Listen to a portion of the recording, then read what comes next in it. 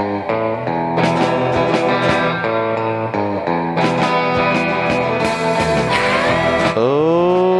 baby, and we are back, everybody. Welcome back to Words with Wayman. Here, always, is your host, Mr. Matt Wayman. We got a hot part 2, y'all. We're going to get right into it, right out the gate. Coming back, special guest, Mr.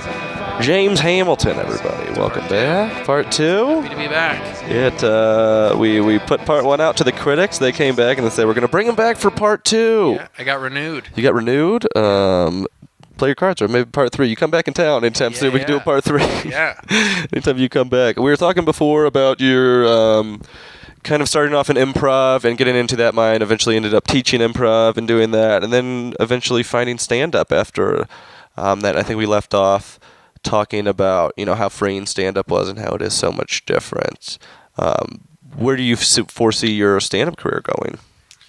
I mean, I think right now, I'm just trying to get as good at stand-up as possible. Because you came out really hot, like you just really got it right away, and I felt like that was a tribute to you just getting improv, and also, I feel like as stand-ups, we know how to show empathy. Like we just know how to relate to people, and that's what you do really well on the stage. Yeah, and I think that's kind of, it was both something that I got quickly, but I also quickly saw the people around me who were great.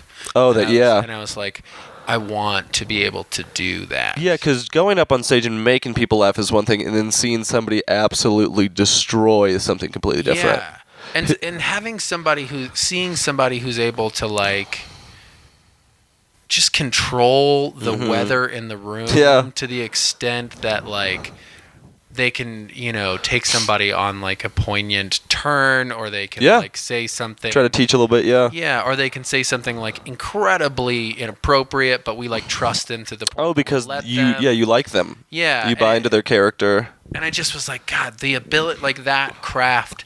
I mean, I think that's where I'm going. Whatever that ends up being. Yeah. I mean, I think that like, work is often in like writing scripts. And, writing. Because we are just writers, Yeah, essentially. So I like stand-up isn't going to be necessarily where you're going to make 100% of your money until like a script takes off, or until you're acting in a show. Exactly. And then you can tour on that credit. So you're completely right. It is completely different stuff. But that's what's so cool. That's why I like stand-up black. It's like, there's not really any pressure, because I mean, it's not like I'm going to make $2 million off doing this, and if I do, fine. But a lot of it's just in the fun that we get to share our ideas with these people. Yeah, and stand-up is such a challenge for me as a person. The reason it is because I'm like so hard on myself. Like I'm such a critic of the things that I do, and I think you should be. I mean, I think if you're not harshly judging yourself a lot of the time, sometimes you won't get better. Yeah, but I'm all kind of. I don't know if you relate to this. I'm kind of always battling perfectionism. Like, and improv has kept that at bay for years, because you really can't. And you can't go back and change it. Yeah. You can't be a perfectionist while you're doing improv, because it's just not how it works. But it still is there, and I feel like stand-up like kind of brings that out in a way that excites me, but is also like somewhat debilitating sometimes, where you're like, I just need to chill out. Like I just need to have a good time. Yeah, absolutely. And I think that's what you learn more and more. Like I feel like you should be going to that point, because then you are judging yourself, and knowing how you come off on stage. And then eventually when you do start having a lot of fun, it does sort of get really good. But I mean, you should go through a point where you're judging yourself and realizing how you come off on stage too. Right. I think it's all like a healthy phases, I think everybody goes through them at different phases in their career too, probably. Yeah, and it's having listened to the episode that you did with Sam, you guys both agreed about learning to fail with a group. Yeah. And improv made learning to fail as an individual in stand-up easier. And I feel the exact opposite. Yeah. Because I just felt like it was like in a group, there was always like there was a very clear action steps we could do next time to make it better. Yeah. We could sit there, we can debrief, we can do it, and then like when you mess up in stand-up, when you bomb, it's you. Yeah. Like it's all you. Yeah. And you gotta, Yeah, I just feel like there's sometimes, you learn a lot about yourself when you're just really eating it on stage, and then sometimes it's just you're by me, and it's like, you know what, it might not even be me right now. Maybe it's that's true. It's like, it's hard. It's not to blame a crowd sometimes, but you do it long enough, you're like, okay, maybe that was them tonight. Yeah, I think that's fair. Maybe I'll let them take this one. I went and did an open mic recently in New Orleans, and the joke starts by me talking about the way that people react when I tell them I've never seen the movie The Goonies. Yeah. But when I said that on stage, I said, I've never seen the movie The Goonies, people just acted out my joke literally in the audience. And they were just like, what? Like, they were so upset, like in a way that I've never probably been heckled before about this. And just then, like aggressive. Yeah.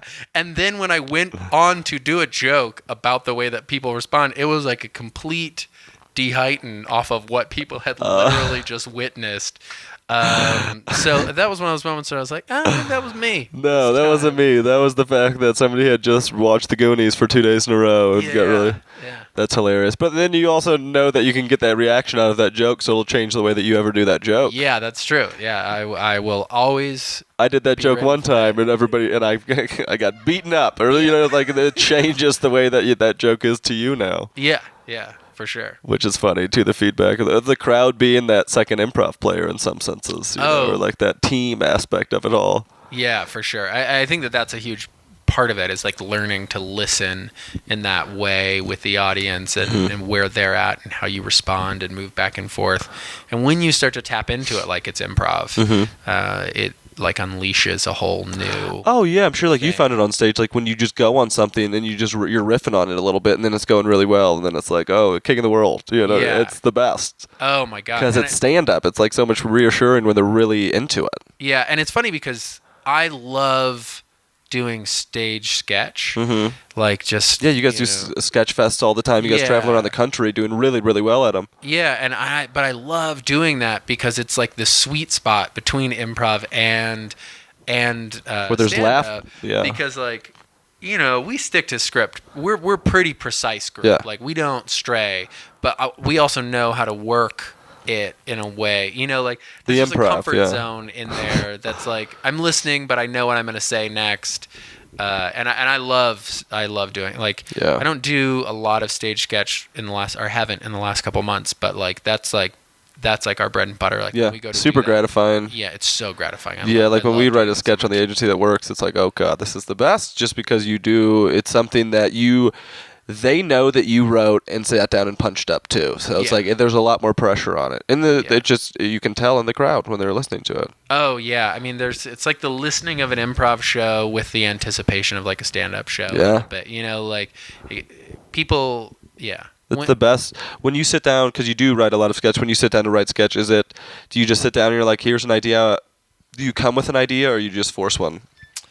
Both. So all day long, I like email myself on my phone ideas, and then when I look at them later, I will like kind of sort through.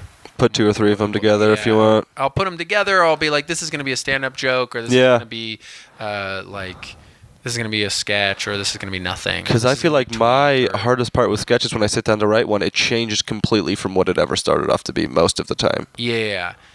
And I definitely find that, and I think that's, sometimes that's the sign of a really good sketch, I think. But I also find that, like, my best ideas are the ones where I will sit down and I will essentially just make myself sprint on ideas, where I'll just write down, I'll just think of a premise of a sketch, and then I'll bread and butter types, like scenario, yeah. Well, I'll just even think of like a general concept. Okay. I'll just be like relationship based, usually right out the gate. Yeah, something like that, or like we have a sketch that we toured with that did really, really well. That, like, premise wise, when I wrote it down, it was just like Lewis and Clark is gentrification. Like that's what it was, and it wasn't funny. It didn't make a lot of sense. But that was like the 10th in a row of just like weird things that I'd written. And then when I was like, cool, I actually see where this could go. Yeah. And so I like wrote this draft. And then I've realized with sketch that like, so I'll like force it out. And then I'll take it to Stupid Time Machine. And it's often the least I feel like my stuff is often the least funny sketch in the room, because I'm surrounded by people who are so funny. Yeah, so funny. But like a lot of my sketches end up doing really well because I just am really tenacious in rewriting. Yeah. And so I'll crucial part. Force it out, and then I'll take it back and I'll like rewrite it, and I'll bring it back as many times as I need to. Like if I see an idea, I am like pretty stuck on making sure that gets all the way through. Because I think when I see a lot of sketch too, I feel some sketches that I see a lot of time, they're just not writing enough laugh points in them. You know, you just have to be very cognizant of how many points they're like, are they going to laugh right there? Or at least that's where the stand-up helps out with that side of it. Yeah, for sure. It's like there should be a laugh line every other one or every 2 or 3, you know. Oh, yeah. I mean, absolutely. I mean, you need to think about, like, when do people get the premise? Mm-hmm. I feel like the thing I'm watching with sketches so often is just, like, people let you sit for 2 minutes and you don't know what's going on. You know? You just sit there for 2 minutes being like, what are you talking about? Yeah. And it's kind of funny, but I don't get it. And then at 2 minutes they reveal, and you're like, yeah, but I'm ready for the next sketch. Yeah, it should have been established in 3 lines or something. Like the best improv scene could be like, you know, it's like a good 1-minute sketch, or, you know, like we always take a 3-minute, even when we shoot, we take a 3-minute sketch and cut it down to a minute and a half. Yeah, and that's something we're always working on. I mean, you know this. I mean, all of our sketches tend to be like 3 to 6 minutes long. It's like too long. But we also you know, that's just kind of the way. But they carry too, because they are so joke heavy too. I mean, it's like if it's warranted to be that long, it should be that long. Like you shouldn't change it because it's so. But I mean, yeah, we just shoot under that because I mean, for like people that come to the show, and that's just how we're shooting right now, because we don't generally come with an idea. We just get together. Oh, really? We're like, we're shooting something. Somebody's like, oh, I had this kind of idea, and we're like, we'll go off that, and like, so we just go day of just to kind of like force it out every week, but. Oh, that is. Or like think about it 5 minutes before you get there or something. Like, this is what I got, you know. And who does the video? Who does the taping? Corey's the main director. He does most of the filming. And so he has like camera. He shows up. Oh, we bought our so we make money off the show and we buy our own equipment and stuff. Like we got our own mic now and all camera gear and all that jazz. That's awesome. So we do it in house, you know. We just were that was the main goal of it all, was to do it all in house. That's awesome. I mean, we love a production company. You guys are so lucky. That's awesome though, because you do it. But I love how it does put pressure on you guys to make sure that your ideas are up to par. Yeah. Oh, I mean, we go through a couple different iterations with us as a group, and then we take it to them. How do you edit as a group? Yeah, so it's they do the post-production as well. Cool. And then whoever directs the video, which is someone in the group. So the most recent video that we did, CJ and I wrote, and then CJ directed. Awesome. And so CJ or Calm Dog does the first kind of cut and edit, and then CJ will go sit down with them and we'll work through one, because Calm Dog is so talented, they're so good. So good. But then having like a comedian in the room, of course, gets, like those laugh a minute things up, and kind of looking at performance a little bit more, and then they'll get us that cut, and then we'll send it back one more time with like a few like last things. It's pretty work intensive. Yeah, but that's really streamlined too. I mean, when you think about it, 2 or 3 cuts and just really putting out content, because you guys put out a decent amount of content. What I think is the best part, it's like, but because you do have to keep putting out stuff and stuff, the quality will eventually get better. But I mean, if you're not just putting out stuff regularly, you kind of get lost in the wayside a little bit. Yeah, and I think it's, you know, at some point we've come up with a lot of different ideas around, like, we want to go weekly, or we want to be officially monthly, or we want to do whatever. Which is tough. And I think it's tough, but I think at this point we're just kind of like, we want to just be making things that we really like. Mm-hmm. We want to make things with, you know, this production company, or if we end up making with other people at some point, or whatever the case may be, like, we just want to make things that we really like, that kind of makes our library something that we're proud of, and kind of makes our library something that, like, people can get lost in on YouTube. Absolutely. In the same, I mean, there are a lot of sketch groups in the country. I feel like, I mean, obviously, you know, the biggest names are like Key and Peele or like Amy Schumer, but then, you know, like, I feel like the group Women is like, they're doing some great. Their last sketch that they released that went right to IFC is one of the best sketches I've ever seen in my life. Which one was that? That was the one where they do like the suicide thing, and they're like, they're like, it goes 3, 4, 5, 6 layers deep of just this super awesomely written stuff. Yeah, I mean, they're a great example just of, like, you can get lost in their stuff, and you can look at that for so long. And then, you know, one of my favorite sketches that I've ever seen was theirs, which I feel like 9/11 jokes are like pretty trite at this point. Have you seen their 9/11? No. They have. Can we describe that? Yeah, of course. It's on the internet. They have the premise is, like, 2 of them are in a room, and there's very patriotic music playing, and it's just them, like, marching as cheesy as possible, and, like, wearing a top hat, maybe, I don't even remember. They're just, like, going crazy in this room with, like, patriotism and just marching around, and then there's just a quick cut, and it's them with their arms around each other at like a barbecue, and they're like, and that's where we were when 9/11 happened. And there's just something about how quick that is, and it's something about like super the drop simple. happening. It's so simple. It's like a fresh take. It doesn't, like there's something about seeing that where immediately I'm like, what else does this group do? Yeah. We play their videos all the time, just like your videos. I remember the first time we showed the We Were All Natives video at our show of just like the crowd erupting because it is so brilliantly shot, and it's just such a funny take on like what they actually do, and everybody knows about it. It's universal, it's super, super funny, and it's just like simple. And that We Are All Natives video was so crazy because it got viral. It went pretty viral, and the part of the reason why was because people thought it was real. Yeah, which is fantastic. Which was wild. So awesome. That was a real Urban Outfitters commercial. It's so great because it was so well shot, and just like the concept is so funny. Yeah. And like CJ in it, just selling it super hard as that awesome character. Yeah.